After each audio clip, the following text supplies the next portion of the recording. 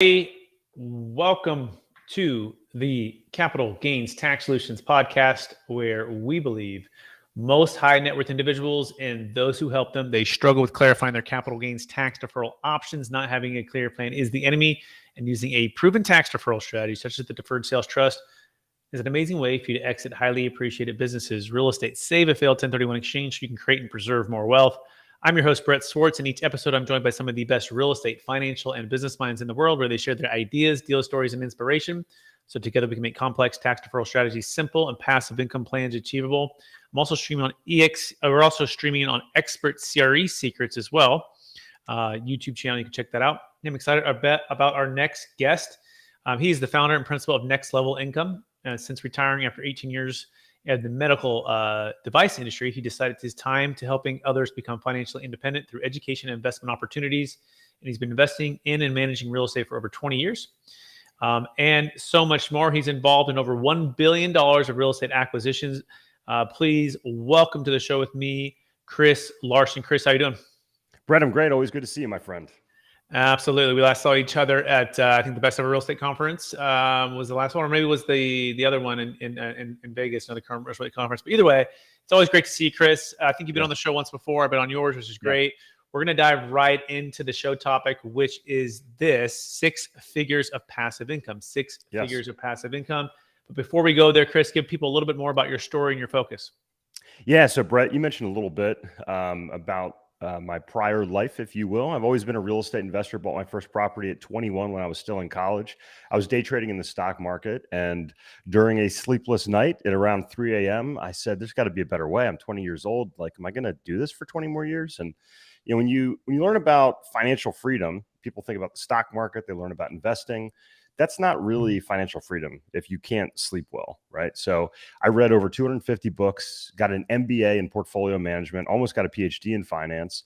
And I decided that real estate was going to be my path towards financial independence. The following year, I bought my first property. That was over 3,000 doors ago.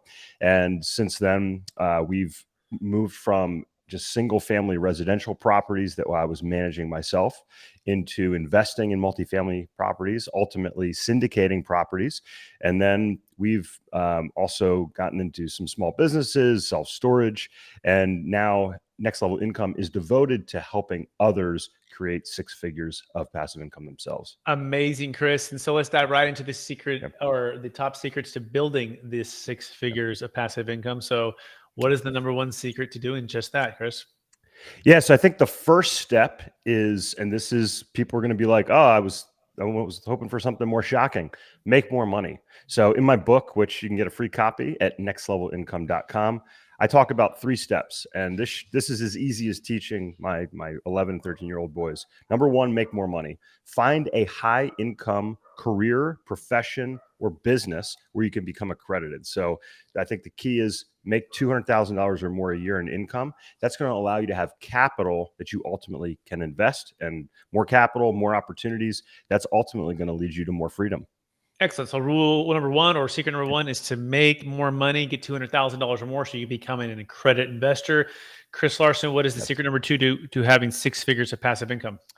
Yeah, so this is something that, Brett, you and I have talked about a lot, having you on the show. Number 2 is going to be keep more of that income.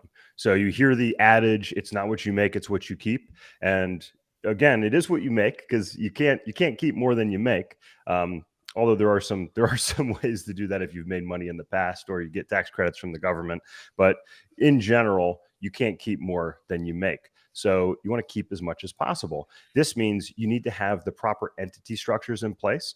This means you have to have the proper tax strategies in place. And this means you have to have the proper legal structures in place, because there are 3 insidious things that can rob you of the money that you've made. Those are taxes. This is going to be probably your biggest expense. If I can say, hey, you can keep 50% or double what you're taking home from tax strategies, that's more than most investments are going to be able to give you. Number 2 is a major health crisis, and this could include death. My father passed away when I was 5 years old, which was a big motivator for me to now spend time with my children, my 2 boys, because I value how precious life is. So you have to have the right life insurance. You have to have the proper health insurance, proper disability insurance in place. And then the last one is lawsuits. Somebody can sue you, whether you have your own real estate, your own business. I worked with doctors and surgeons for a lot of my career. And unfortunately, I saw a lot of them. They were sued by patients. And, sometimes they were sued just, they were brought in a lawsuit that had nothing to do with, never even saw the patient, but got sued because they were on call or something like that. So you have to have the right insurance. You have to have the proper legal structures. So if you have a property, it should be in the proper legal structure. So you need to consult with the right consultants and to make sure you have those things in place. Again, Brett, what you do with your company, it also helps in a big portion of that keep portion of the make, keep, and grow strategy. Absolutely. That sounds great, Chris. So secret number 2 is keep more income. Secret number 1 is That's make right. more income. And when you're keeping more income, remember you had the proper tax, legal, and insurance, tax strategies, legal structures, and then proper insurance in place. That is secret number 2. Chris, what is secret number 3 to building 6 figures of passive income? Yeah, so this is the fun part, right? So you've done the hard work, you're making a lot of money, you've got the right tax, right legal, and right insurance structures in place. So you're keeping as much of that money as possible. Now you can look to grow your money. This is the make, keep, and grow strategy. And you have to decide, do you want to be an active investor or a passive investor? I personally think if you're an active investor, you should be making significantly more than if you're a passive investor, because you're investing your time, you're investing your credit, you're investing your personal risk in those investments. Or do you want to be a full-time passive investor? Both of these are great options. And I personally think you should have a blend of the two. There's a lot of different investments out there. So you need to work with somebody that can help you decide what type of investments fit for you. Is it real estate? Is it multifamily real estate or self-storage? Or is it something that's more active, like short-term rentals, like car washes? We're a big investor in car washes, both here locally and smaller washers, as well as regionally. They're more of a business. So that's going to be something that can do that. You can buy businesses and invest in things like those. But you need to know the right questions to ask. You need to know how to analyze them. In our course, we have a spreadsheet. It helps you learn the proper questions to ask potential syndicators that you want to work with, helps you analyze these investments and ultimately quantify the returns that you're going to get and rank them and see, hey, are these the right investments for me? But take a step back before you dive into an investment. So if you're like, oh, great, I'm going to start investing in these different things, you need to determine, hey, what is your investment strategy? What is your investment thesis? What do you enjoy investing in? Where do you want to invest? Because where you invest, in my opinion, is as or more important in what you invest in, and ultimately who you invest with. If you're going to be investing in passive investments like syndications, like we do, you need to make sure that you trust those partners that you work with. So again, make more money, keep more of your money, and then grow your money by learning about active and passive investment options and partnering with those that can help you grow your portfolio. Fantastic. And we'll do a little bonus here too. If you're an active investor and you're in commercial real estate, multifamily in particular, you can do what's called cost segregation or bonus depreciation, which can offset your active income, which is pretty incredible to think about. Not only to be passive income, but active income if you're what's called a real estate professional. Now, typically your spouse needs to be that professional, right? So it's just check with your CPA, but it's a little bonus there that most people aren't necessarily aware of. But it's an amazing way for you to kind of blend a lot of these strategies that Chris is talking about to grow your wealth in a more significant way, keep more of those dollars versus paying tax. By the way, if you want to learn more about Chris, you can go to nextlevelincome.com. It's nextlevelincome.com. If you want to learn more about some capital gains tax strategies, you can go to capitalgainstaxsolutions.com. Chris, let's shift a little bit. You mentioned a little bit about buying a business. I'm curious, what would you say is your favorite or hottest business to buy right now? Yeah. So again, we're to the car wash space. We are buying and acquiring, buying, building, and acquiring express tunnel washes. So these are basically active real estate. So I like real estate, and you just mentioned it, Brett. You talked about the depreciation. I like businesses that have cash flow, that are simple, that are predictable, but also have depreciation benefits. So if you have a business like a car wash that you can also depreciate, you can get the best of both worlds. You can have income coming in. You can also have those depreciation benefits. of the real estate that are coming in as well. And then one of the things I like about the car washes is you have this amplification effect. And what I mean is that as you acquire more of these businesses, as you acquire more of these locations, they become more valuable in aggregate. So you amplify the value of the business the more you have. And PE companies like these, they like monthly recurring revenue. So, whether it's a car wash or something else, a business that has monthly recurring revenue with members or renters, which, is one of the reasons we love real estate, that has depreciation benefits from real estate, and then has the ability to grow in scale in terms of value. Any business like that is something that I'm a big fan of for sure. Fantastic. So make sure you are looking at something that's cash flow is simple and predictable and has the ability to be depreciated, right? To be able to offset a lot of that income. And then also this monthly recurring model. So like if you can buy express tunnel car washes, add value, improve those and increase the value and have recurring monthly revenue. That's the key. All right. Excellent. Chris, you have a book that came out. I think it's called, what's the book called? I mean, I don't want to forget. It is. It's called Next Level Income. So Brett, we actually have a couple resources. If you're listening here today, we give our book away if you go to our website, nextlevelincome.com. Also, if you want a step-by-step process to go through the make, keep, and grow strategy, complete with resources, that spreadsheet, we have a course on our website. Under resources, you click on there, you get a $500 coupon off of that course. So the book is free. The course is significantly discounted.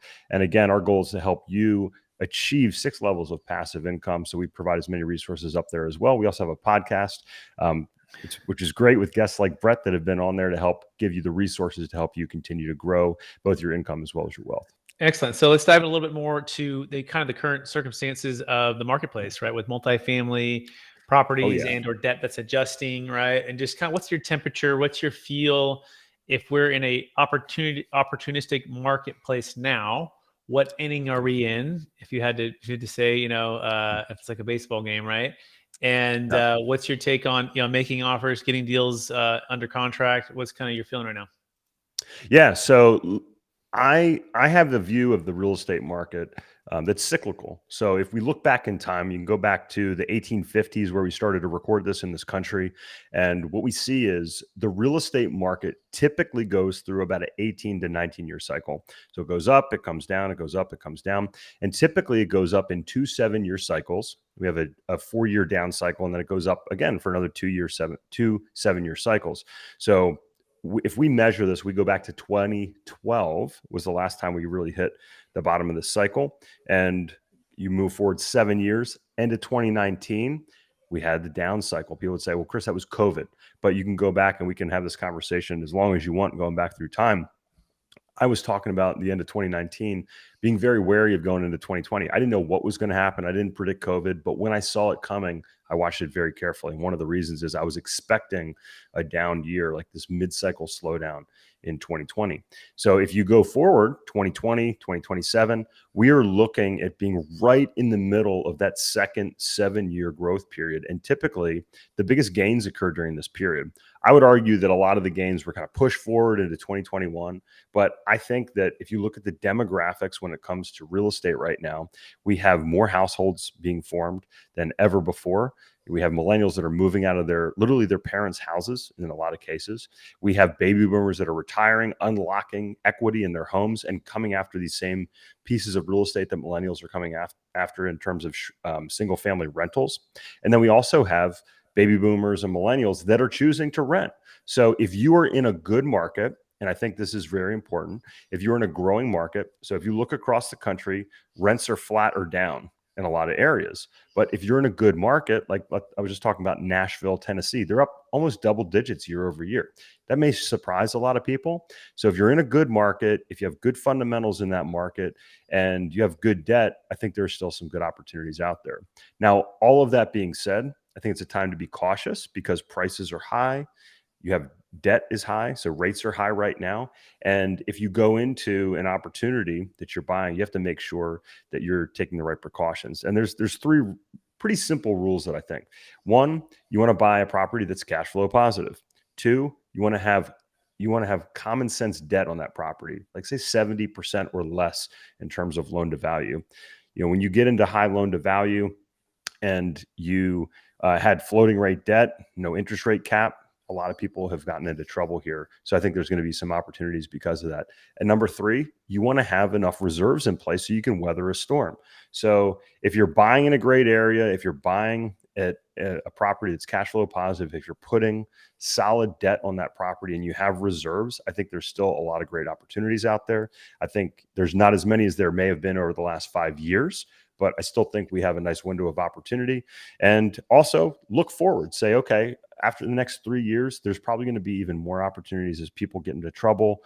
We have the presidential cycle that comes up here. And typically the second half of a presidential cycle, as we're coming into right now, you see a lot of money pumped into the system because that administration, they don't want to have the economy crash on their watch. So I think people were talking about a economic crash this year.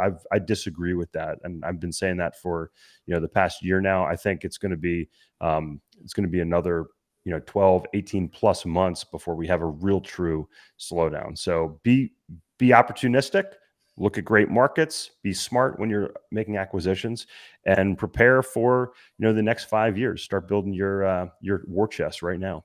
Excellent. Hey, Chris, that's a great overview of the marketplace. And it's a well-balanced overview. So buy cash flow positive, common sense debt. Yeah. Make sure you're getting, rate caps, right? Have enough reserves in place, make sure you're not over leveraging, and look forward to what's happening here. And look, hey, if you can't do those things, don't be afraid to wait, because there will be more opportunities in the future. So don't feel like the clock's going to run out on you here. Yeah, that makes sense. So let's dive right into the other part of the show, which is capital gains tax. So one of the biggest challenges people have with 1031 exchanges going into deals, they run out of time. It can be challenging, right? Even exiting businesses, Chris, or other opportunities. But I'm curious, what's been your take? You've had a chance now to look at the deferred sales trust a little bit more, right, as an alternative, right? So I'm curious, what is your overall take on something like the deferred sales trust for people who want to exit deferred tax? Yeah, look, I just mentioned this, right? If you're selling a business or you're selling a piece of real estate and you don't see an opportunity that makes sense for your investment strategy, I love the deferred sales trust as an option for that, because you're not forced into buying something that doesn't make sense for you today. So I think what I just mentioned, it's a perfect strategy or a perfect tool to do that. I know people that are exiting businesses right now. So, I mean, we're talking, solid 8-figure exits, and they're trying to figure out, they're like, I'm going to get hit with this huge tax bill. And, this is one of the tools that I've referred them to, Brett, for that reason. Or they say, hey, I'm selling this business, but I would like to reinvest the proceeds in something like real estate. Or, like I just mentioned, maybe you want to sell real estate and invest in a business or something that's blended like that. And this is why I'm a big fan of it. Yeah, and you can learn more about that by going to capitalgainstaxsolution.com and learn about the flexibilities. Also, have the new book that just came out, Building a Capital Gains Tax Exit Plan. Which I have a copy of. Thank you. Oh, look at that. Chris has a copy of it. Awesome. And I also have a copy of Chris's book as well. But so this book hit #1 bestseller. We're really proud of that. But it's not just me. I have actually a lot of really smart people in the book, like Kevin Harrington from Shark Tank. Maybe Chris is in the next book, and other really smart multifamily syndicators and operators. So check that out, Building a Capital Gains Tax Exit Plan. Go to Amazon or go to our website, capitalgainstaxsolutions.com. That being said, Chris, are you ready for the lightning round? I was ready when we started, Brett. All right, right on. Knowing what you know now, if you go back to your 25-year-old self, what's the one golden nugget make sure to tell yourself to do? I would find a coach or mentor faster. A coach or a mentor faster? Yes, absolutely. Excellent. And what is the #1 book you've recommended the most in the past year? So we were just chatting very briefly before the show here. Look, I think that, having financial independence is very important. It gives you a lot of opportunities. But for most people, if you don't have health, it doesn't really matter. So the book that I recommend a lot, and I've probably recommended more than anything else, is called Lifespan. And it talks about strategies to how to increase your health span and how aging is not an inevitability. So I was talking about, I just jumped out of the cold plunge here before the show, get me reinvigorated for the afternoon.